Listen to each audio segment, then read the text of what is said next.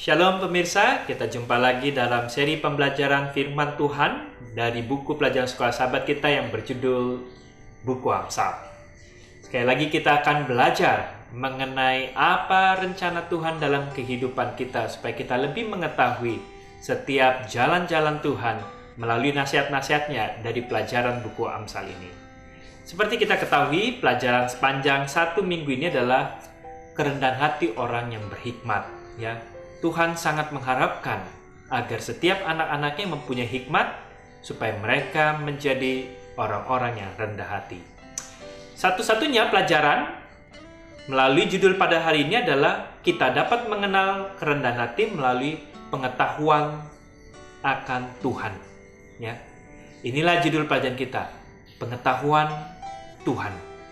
Seberapa jauhkah pengetahuan Tuhan? Itulah yang kita akan pelajari. Seperti biasa, persiapkan Alkitab kita, ya, supaya kita dapat membaca ayat-ayat apa yang akan kita baca. Kemudian apabila ada anggota-anggota di dalam rumah tangga kita yang saat ini mungkin sedang beraktivitas, anjurkan untuk berhenti sejenak, ya. Kita duduk bersama, mendengarkan serta menggali apa yang Tuhan ingin sampaikan kepada kita. Oke, kita akan belajar bersama-sama.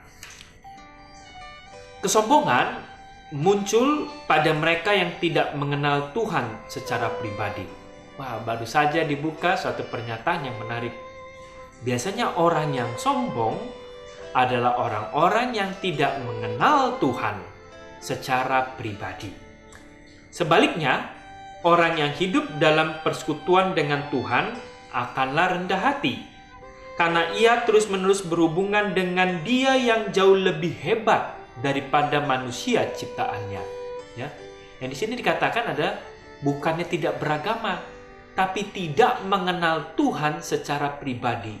Itulah sebabnya tidak cukup hanya agama secara formalitas, tetapi kita harus mengerti mengenai siapa Tuhan kita secara hubungan secara pribadi. Karena dengan begitu, kalau kita mengetahui Tuhan kita yang maha tahu, maha adil, maha kuasa, ya, dan Dia pencipta kita, tentulah tidak ada kesombongan di dalam diri kita, dan kita akan belajar menjadi rendah hati.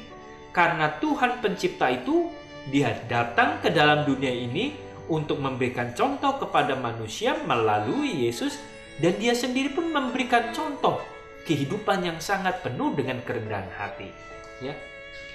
Ketika kita berpikir tentang ukuran alam semesta dan menyadari bahwa kita menyembah Tuhan yang menciptakan alam semesta yang sangat besar dan luas ini, dan bahwa Tuhan yang sama itu menderita di dalam diri Yesus di kayu salib bagi kita, maka sulit untuk membayangkan bagaimana kita bisa bergumul dengan kesombongan sementara menjaga pemikiran ini di hadapan kita. Ya, kadang kita manusia yang tinggal di dalam muka bumi ini, yang kalau dibandingkan dengan jagat raya, ya, dibandingkan dengan planet di tata surya kita aja, bumi ini masih kecil, ya. Belum dibandingkan dengan galaksi, dan ada jutaan galaksi. Kita ini sangatlah kecil seperti debu.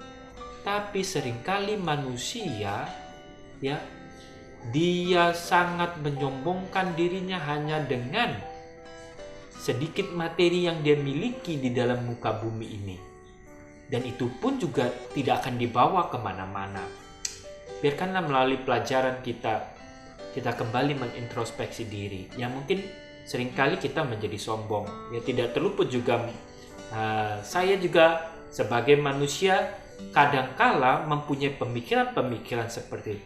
Tapi inilah sebuah kesempatan yang indah di mana kita saat ini untuk kembali mengintrospeksi diri. Amsal mengajak kita, Tuhan yang sangat besar, maha agung, raja di atas segala raja, Dia mau mengorbankan dirinya untuk keselamatan kita di kayu salib dan menunjukkan kerendahan hatinya. Bagaimana perasaan kita seharusnya untuk mengucapkan syukur tersebut? dan bagaimana sikap kita juga terhadap sesama manusia yang merupakan ciptaan Tuhan. Baiklah, kita akan baca. Di sini dianjurkan bacalah Amsal 30 ayat 3 sampai 6. Apakah yang ayat-ayat ini katakan kepada kita tentang kuasa, keagungan, dan misteri Tuhan? Kita buka bersama-sama Amsal 30 ayat 3 sampai 6. Amsal 30 ayat 3 saya akan baca. Juga tidak kupelajari hikmat sehingga tidak dapat kukenal yang maha kudus. Siapakah yang naik ke surga lalu turun? Siapakah yang telah mengumpulkan angin dalam genggamnya? Siapa yang telah membungkus air dengan kain? Siapa yang telah menetapkan segala ujung bumi? Siapa namanya dan siapa nama anaknya? Engkau tentu tahu. Semua firman Tuhan adalah murni. Ia adalah perisai bagi orang-orang yang berlindung padanya. Jangan menambahi firman-Nya supaya engkau tidak ditegurnya dan dianggap sebagai pendusta. Ya. Di sini mau diangkat melalui ayat yang baru saja tadi kita baca, ungkapan mengenai pengetahuan Tuhan harus dipahami sebagai arti pengetahuan tentang Tuhan itu sendiri. 5 pertanyaan retoris tadi, ya, yang pertama tadi di ayat 3, ya. Ayat 4, siapakah yang naik ke surga lalu turun? Siapa yang telah mengumpulkan angin? Siapa yang telah membungkus air? Siapa yang telah menetapkan segala ujung bumi? Dan siapakah namanya dan siapa nama anaknya? Itu 5 pertanyaan retoris tersebut, ya.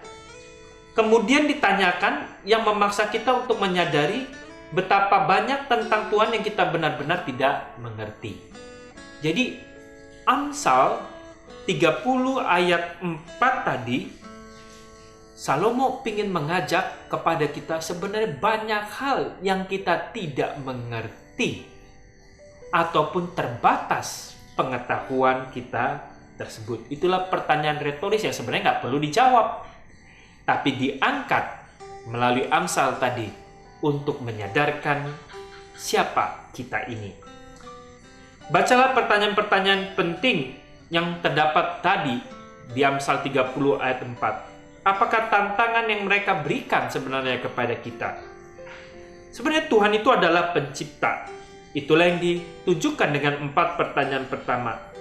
Ia tetap jauh melampaui pemahaman kita sebagai ciptaan. Dalam buku Ayub, Tuhan menantang Ayub dengan pertanyaan serupa, ya, sehingga Ayub menyadari bahwa ia tidak bisa memahami Tuhan atau jalan-jalannya. Ya. Tentu kita semuanya pernah mengetahui ataupun pernah membaca siapa Ayub tersebut. Ya. Kita bisa lihat siapa sebenarnya Ayub. Kita buka Ayub 1. Ya. Ayub 1, ya kadang-kala kan manusia ini di tengah kekayaannya dia menjadi sombong. Kita lihat bagaimana dengan Ayub, orang yang terkaya pada saat itu yang tinggal di daerah timur. Apakah dia sombong? Kita lihat Ayub 1. Kita baca Ayub 1 ayat 1 sampai ayat yang ke-5. Ya.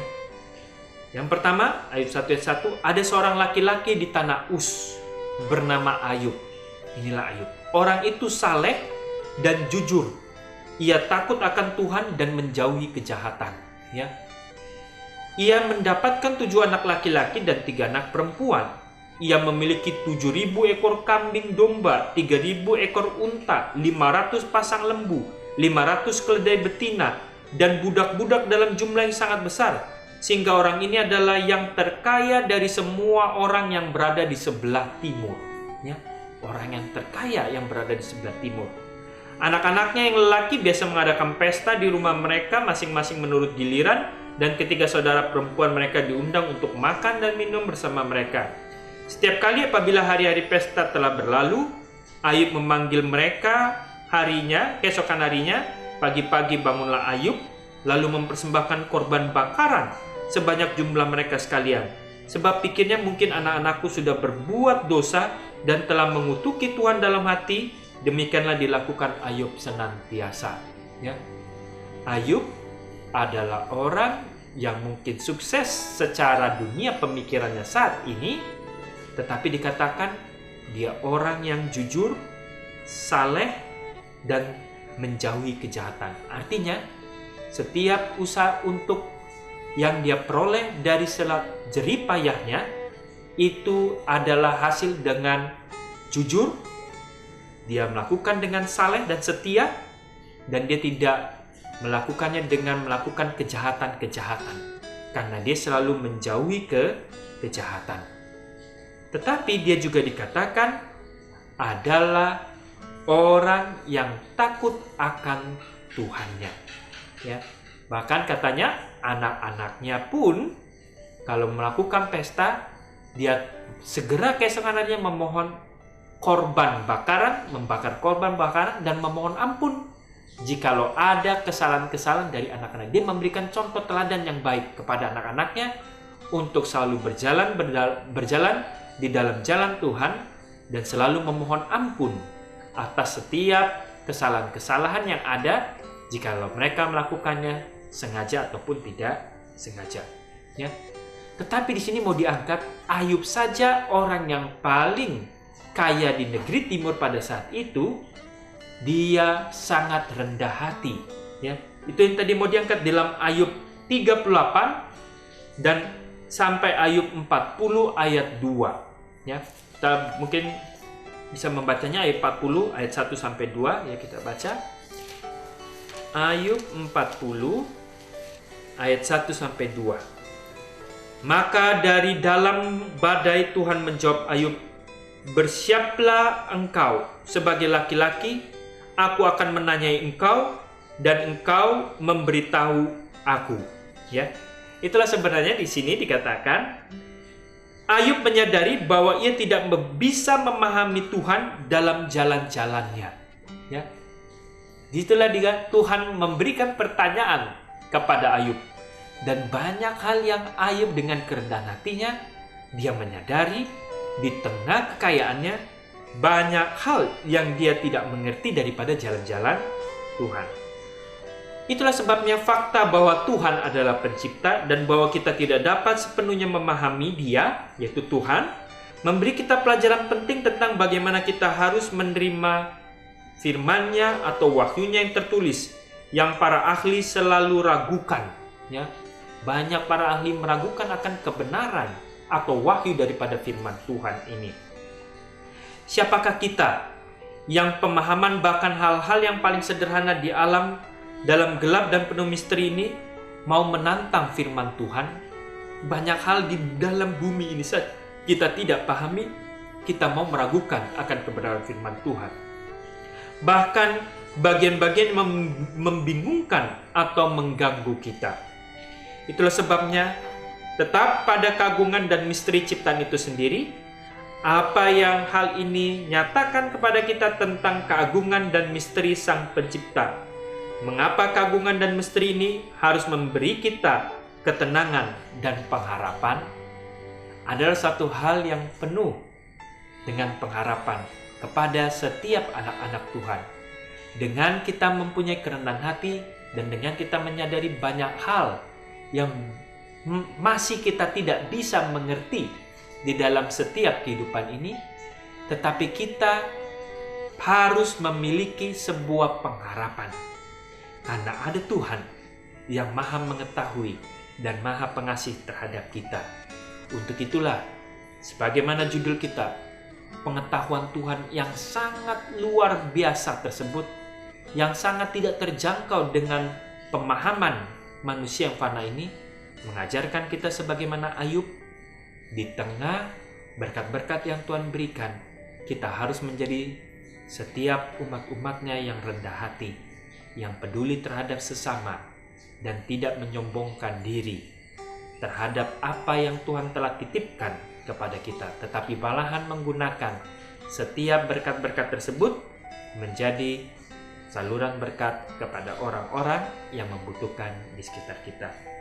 Demikianlah pelajaran kita pada hari ini dengan pengetahuan Tuhan. Dengan begitu, kita semakin mempunyai sebuah pengharapan bahwa Tuhan yang Maha Tahu itu dan Maha Kuasa itu akan selalu menyertai kita di setiap keadaan pada zaman ini. Kiranya Tuhan memberkati kita semua.